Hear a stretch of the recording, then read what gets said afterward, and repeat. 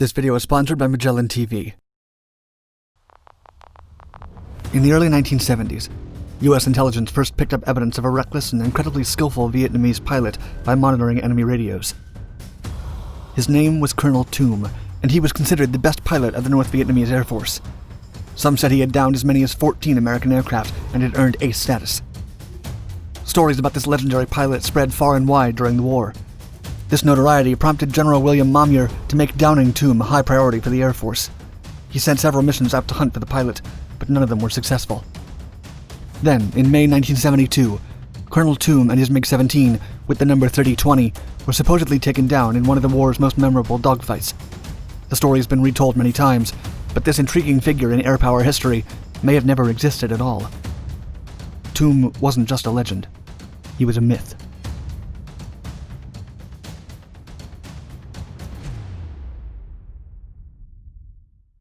The technological might of the United States was going to easily overwhelm the Viet Cong. At least that's what was thought at the start of the Vietnam War. But check out the Magellan TV documentary Combat Machines, Vietnam War, to learn how the enemy's sheer determination was able to counter the U.S.'s state-of-the-art military firepower. It was this almost unbelievable will to fight that likely inspired the legend of Colonel Toom. Magellan TV is a new type of documentary streaming membership created by filmmakers that brings over 2,000 documentaries to all of your devices without interruption. Visit try.magellantv.com/darkdocs or click the link in the description below to get a free 1-month trial. Watch the Magellan TV series Combat Machines to experience the development of modern warfare from World War I to the present day through interviews and archival footage. Support Dark Ducks and check out Magellan TV with your 1-month free trial today. Even more new programs are being added on a weekly basis. Be sure to click on the link in the description below or visit try.magellantv.com/darkducks. The tale. The elusive Colonel Toom, or Toon as he was known to American pilots, had as high as 14 kills recorded to his name. He was aggressive and independent, a real force to be reckoned with. That is, until a duo of experienced pilots took him down in one of the most cinematic battles of the Vietnam War during Operation Linebacker, an intense aerial campaign that lasted 6 months.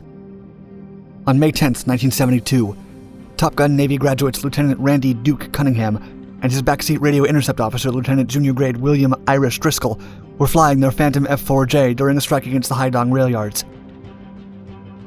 Suddenly, they came under attack by MiG-17s. Duke turned sharply towards one of the enemy aircraft and shot it down with a Sidewinder missile. He then saw his colleagues were engaging in a dogfight against 8 MiGs. Some were attacking the tail of Commander Dwight Timm's Phantom. He tried to get into firing position behind the enemy, but didn't shoot because he knew the risk of the Sidewinder missile hitting his colleague was too high. He commanded Tim to take a sharp turn, which gave him a clear shot for his second kill of the day. Suddenly, Cunningham noticed a single MiG-17 heading straight towards him. He decided to meet its approach, a big mistake since the MiG-17 shot its cannon shells at his aircraft. Without a gun on his F-4, he had no other choice but to swerve upwards. The MiG-17 followed suit, flying close to the Phantom's tail. They were so close together that Cunningham was able to see the number 3020 on the MiG. It was Colonel Toom. Cunningham attempted several maneuvers to get rid of the MiG. Still, the skilled pilot matched every single one of Cunningham's moves. They continued to copy each other's tight turns, and over time, they slowed down until the heavier F-4 started to stall. Duke knew that Toom's MiG was faster than his Phantom, and he considered abandoning the battle. But Duke didn't want to give up without a fight. Instead, he fired the jet's afterburners. The Phantom surged 2 miles ahead before it turned around for another pass at Toon's aircraft at an angle where he wouldn't shoot back at him. The maneuver failed to create enough separation, however. Toon latched back on his tail, so Cunningham attempted another maneuver. He tried cutting power and deploying his air brakes to slip behind the enemy. However, they were still too close together for his missiles to attack the now vulnerable MiG. Colonel Toom realized his position. The pilot rolled into a steep dive towards the ground and distanced himself from Cunningham, knowing that the maneuver's heat and smoke would hide him from heat-seeking missiles. Cunningham fired another Sidewinder.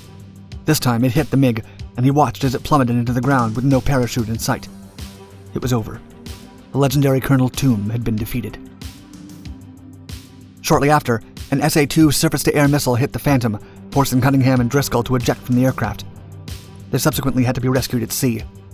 In total, they had shot down 3 MiG-17s in one day, and had become the first U.S. aces in Vietnam. The story went viral, and has been told and retold thousands of times, from soldier to soldier, and even on major news outlets and books. It's one of the most famous legends of the Vietnam War. The reality. However, it seems that much of the story may not be true. The first false statement was that Cunningham and Driscoll were Top Gun graduates.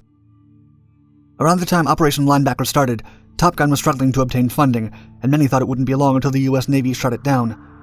The program was actually very small at the time. Getting into Top Gun was also difficult, as it was a highly selective program for only the top-performing pilots. Neither Cunningham nor Driscoll was selected, with the former being rejected twice. Top officers thought of Cunningham as something of a jock. Even though he was rejected as a pilot for Top Gun, didn't mean he wasn't participating in it somehow. In 1971, Cunningham worked as a gopher at the school, doing paperwork and occasionally listening in to some lessons.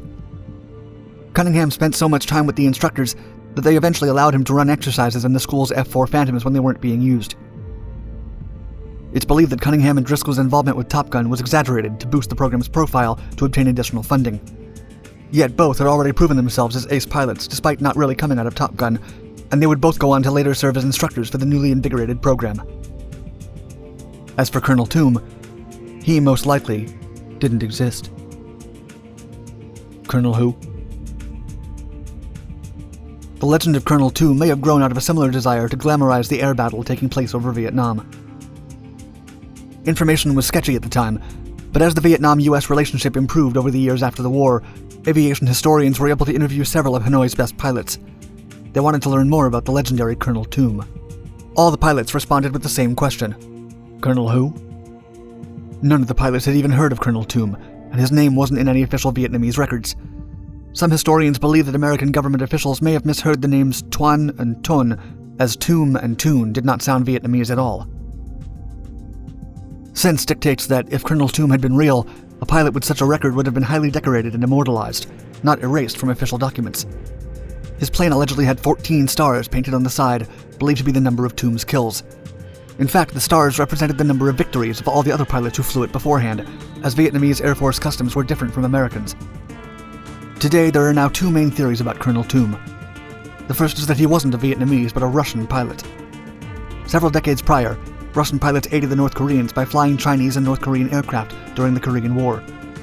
And although Vietnam did receive Russian engineers' advice on their war techniques, the Soviets vehemently denied flying air-to-air combat during the Vietnam War. The other theory states that Toome was not one singular pilot, but rather two top-rated Vietnamese pilots, Dong Nhao Ngo and Dinh Tông. Hence why the National Security Agency might have confused the second pilot's last name with Toome or Toon. The first pilot had an impressive record of aerial victories. The second had a reputation as an expert on lone wolf attacks. But both these pilots flew MiG-21s, not MiG-17s, as Cunningham and Driscoll had stated. Official records state both Vietnamese pilots were somewhere else on the day the supposed air battle took place. Official NSA documents that were previously classified describe a particular Red Baron jet, another nickname given to the legend of Colonel Toome.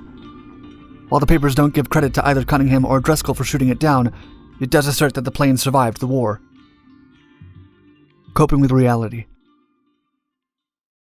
Historian Roger Boniface believes that the American fighter pilots actually invented the Toon legend to protect their egos. As he put it, quote, "The existence of Colonel Toon in the mind of an American pilot may have provided a psychological comfort zone if a North Vietnamese pilot should outfly him, or even worse, shoot him down." At first, everyone believed the Vietnam War would be a grossly one-sided battle. The US had the most powerful Air Force and Navy in the world. In contrast, the Vietnam People's Air Force flew hand-me-downs from other countries and did not have nearly as much training as the Americans. But this was far from the truth, as the Vietnamese received plenty of technical and training assistance from China and the Soviet Union. These countries had already had decades of experience fighting America and other similar opponents. US attacks were predictable, as they were always scheduled and on time, which allowed the Vietnamese to inflict many losses, even on the seemingly untouchable and supersonic F-105 Thunder Chief bombers. Ground-based radars guided Vietnamese pilots into ideal ambush positions. So why does the Colonel Toome legend continue to plague the Vietnam War's collective memory? Describing the Vietnam War as a loss or a win is still divisive and controversial to this day. But no one can deny that America struggled in its initial goal of creating a stable and non-communist Vietnamese state. Indeed, North Vietnam achieved its own purpose in the creation of a unified communist country. Despite the 2-to-1 kill ratio in the air-to-air combat during the war, Vietnam still felt like a loss to many air combat pilots. That sense of loss, or rather the lack of a victory feeling, may have driven many pilots, Cunningham and Driscoll included, to find solace in retelling the story in a way they found more comforting. This is not an isolated incident. Since the beginning of time, nearly every war has used these types of inventions or exaggerations of truth as a coping mechanism for loss. Colonel Tomb may or may not have existed.